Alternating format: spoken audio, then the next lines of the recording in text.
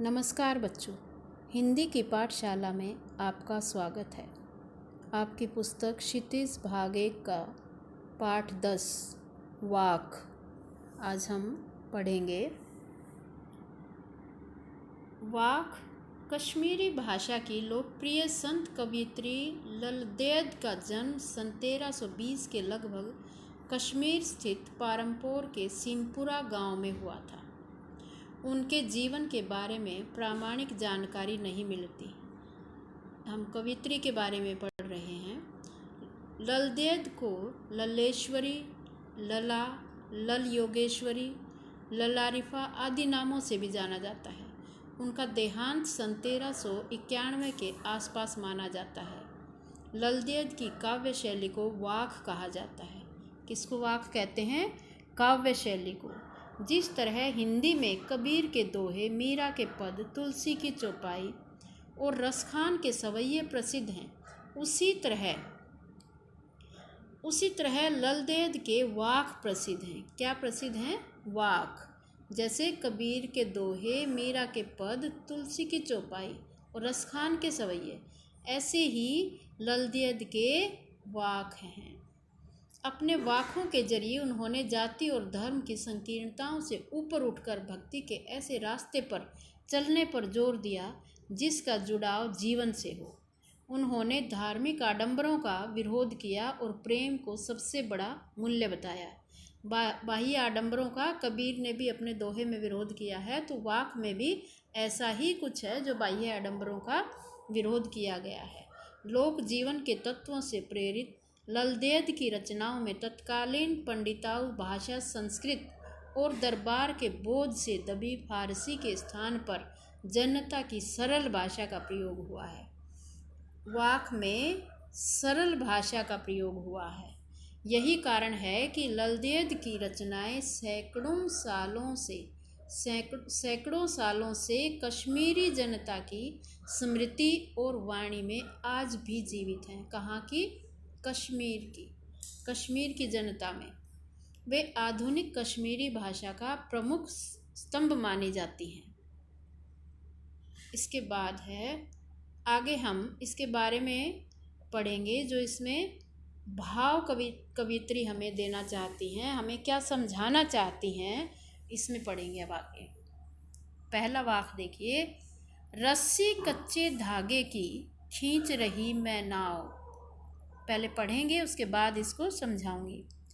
रस्सी कच्चे धागे की खींच रही मैं नाव, जाने कब सुने मेरी पुकार, करें देव भवसागर पार, पानी टपके कच्चे सकोरे, व्यर्थ प्रयास हो रहे मेरे, जी में उठती रह हुक, घर जाने की चाह घेरे।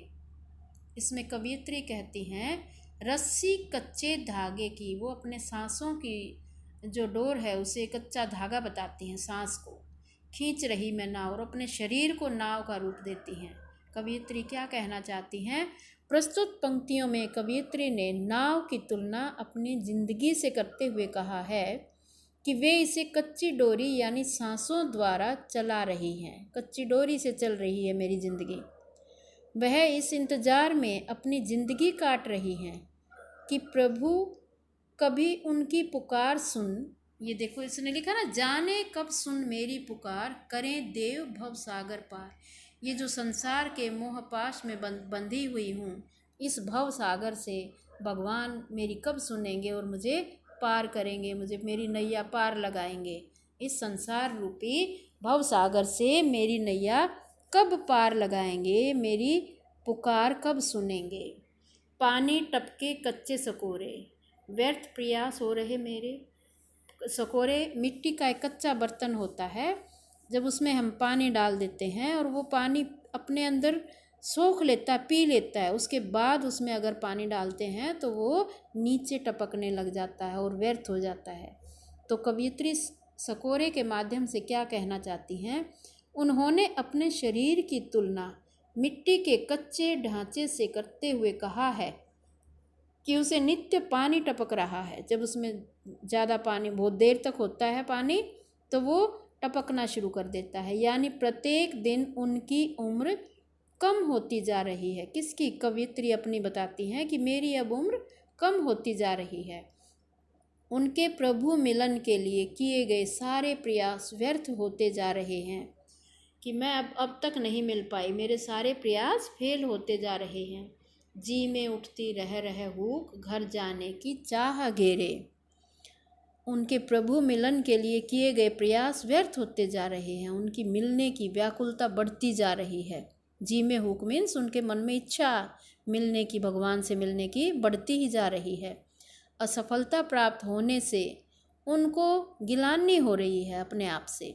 उन्हें प्रभु की शरण में जाने की चाहत घेरे हुए है कि पता नहीं कब प्रभु मेरी सुनेंगे और मुझे अपने पास बुलाएंगे, इस संसार रूपी भव सागर से मेरी नैया को पार लगाएंगे। अब दूसरा वाक्य पढ़ेंगे। खा खाकर कुछ पाएगा नहीं, न खाकर बनेगा अहंकारी। सम खा तभी होगा संभावी, खुलेगी सांकल बंद द्वार की। एक एक वर्ड को ध्यान से सुनिए। खा खाकर कुछ पाएगा नहीं, कि कितना ही अपने आप को कितना ही खा पी के भर ले, लेकिन कुछ नहीं मिलेगा। इन पंक्तियों में कवियत्री ने जीवन में संतुलन बनाए रखने के लिए कहा है कि अपना संतुलन बनाओ। ये नहीं कि आप खाते रहें या न खाएं, दोनों ही गलत हैं। समानता रखिए, संतुलन बनाए रखिए, ये कहना चाहती हैं कवियत्री।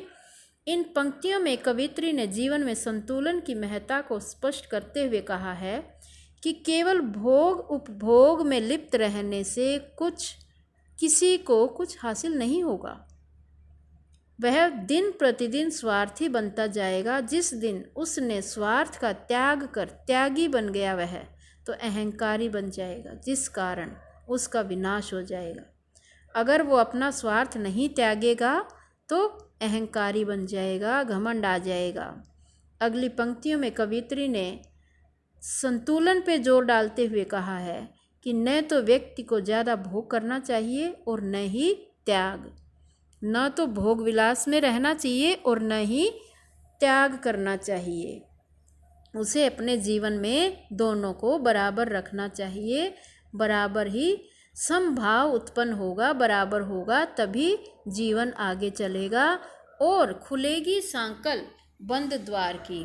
भगवान के ऊपर दरबार खुलेगा और हम वहाँ प्रवेश कर सकते हैं। अगर हम अपने जीवन में संतुलन बनाकर चलते हैं, तभी हम इस मोह माया से, इस संसार से दूर होकर भगवान के पास जा सकते हैं। भगवान के द्वार हमारे लिए खुल सकते हैं अगर हम समानता का भाव रखते हैं तो। आगे तीसरा देखिए। आई सीधी राह से गई न सीधी राह। ध्यान से सुनेंगे, इसका अर्थ थोड़ा सा उलझा हुआ है, आप इसे ध्यान से देखेंगे। आई सीधी राह से गई न सीधी राह, सुसुम सेतु पर खड़ी थी बीत गया दिन आह। जब टटोली कोड़ी ना पाई, मांझी को दूं क्या उतराई। मांझी होता नाव चलाने वाला, कि जब मैंने अपनी जेब टटोली तो मेरे पास कुछ भी नहीं मिला। कोड़ी मीन्स कुछ नहीं मिला, एक भी पैसा नहीं मिला। मांझी को मैं क्या दूं अब। ये सीधे शब्दों में अर्थ है इसका, शाब्दिक अर्थ जो बता रही हूँ। आई सीधी राह से, सीधी राह से आई, गई न सीधी राह और सीधी सीधी राह से न गई। सुषुम सेतु पर खड़ी थी बीत गया दिन आह। सेतु होता है बांध। अब ये थे इसके शाब्दिक अर्थ। अब हम इसका भाव समझेंगे कि कवियत्री हमें क्या समझाना चाहती हैं इसके माध्यम से। इन पंक्तियों में कवियत्री ने अपने पश्चाताप को उजागर किया है, पछतावे को। अपने द्वारा परमात्मा से मिलन के लिए सामान्य भक्ति मार्ग को न अपनाकर हठ योग का सहारा लिया है। अर्थात उसने भक्ति रूपी सीढ़ी को न चढ़कर कुंडलिनी योग को जागृत कर परमात्मा और अपने बीच सीधे तौर पर सेतु बनाना चाहती हैं कि हम अभी यहीं से भगवान से मिलने एक बांध बना लें, सेतु बना लूँ मैं सीधा वहीं मिलने के लिए। परंतु वह अपने इस प्रयास में लगातार असफल होती रही और साथ में आयु भी बढ़ती गई, उनकी उम्र भी बढ़ती चली गई। जब उसे अपनी गलती का एहसास हुआ तब तक बहुत देर हो चुकी थी और उसकी जीवन की संध्या नज़दीक आ गई थी। जीवन की संध्या मीन्स उनकी उम्र ज़्यादा हो गई थी, तो उनका जीवन काल समाप्त होना नज़दीक आ गया था, अर्थात उसकी मृत्यु करीब थी। जब उसने अपनी ज़िंदगी का लेखा जोखा किया तो पाया कि वह बहुत दरिद्र है, बहुत गरीब है और उसने अपने जीवन में कुछ सफलता नहीं पाई है, ना कोई पुण्य कर्म किया है और अब उसके पास करने का समय भी नहीं है।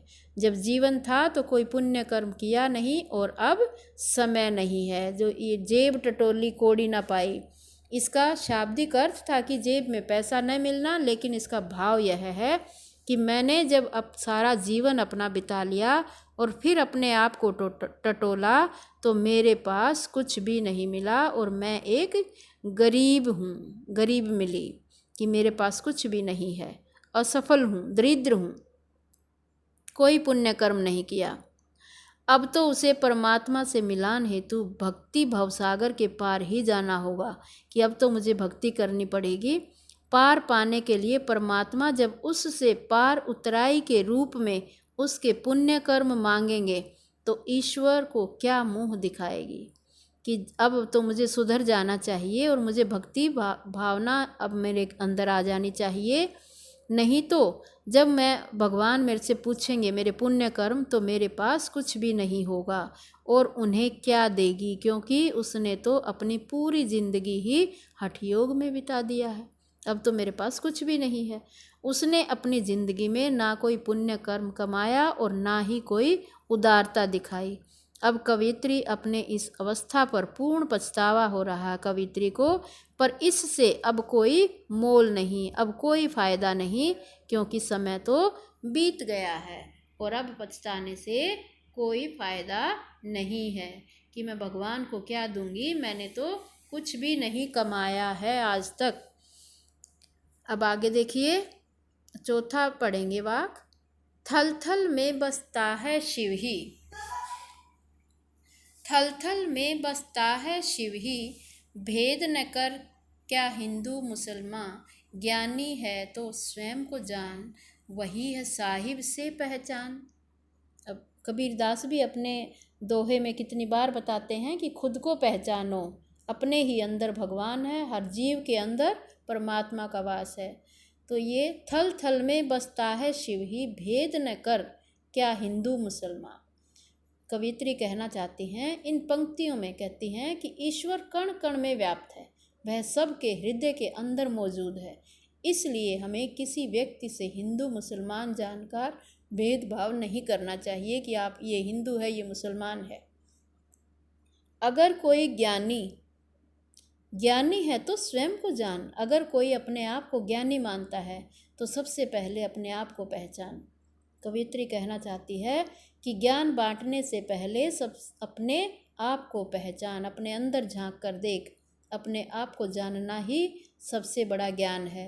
यही ईश्वर से मिलने का एकमात्र सहारा है। यही है साहिब से पहचान का मतलब है कि तभी हम भगवान को पहचान पाएंगे और भगवान हमें। यही एकमात्र सहारा है कि हमें हिंदू मुस्लिम कुछ ना जानकर अगर हम अपने आप को ज्ञानी मानते हैं तो स्वयं को पहचानना सीखें। कवित्री का संदेश बहुत बड़ा है कि हमें इधर उधर भटकने की बजाय अपने ही अंदर झांकना है और अपने आप को ही पहचानना है और तभी हमें भगवान मिलेंगे। तो इसकी व्याख्या आपने सुनी, इसके प्रश्न उत्तर कल करेंगे। आज के लिए इतना ही, धन्यवाद।